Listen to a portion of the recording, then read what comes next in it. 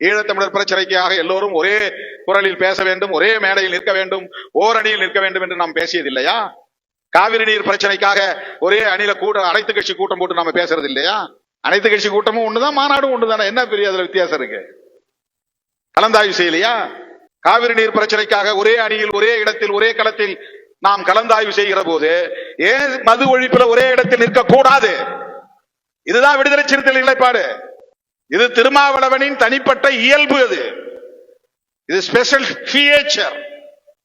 யாரு எனக்கு இன்புட்ஸ் கொடுக்கல, இது யாரு எனக்கு கைட் பண்ண. சில பேர் சொல்றான், அவரு இயக்குறார், இவர் இயக்குறார், அவரால் இவர் ஆயிட்டார், இப்படி ஆயிட்டார்.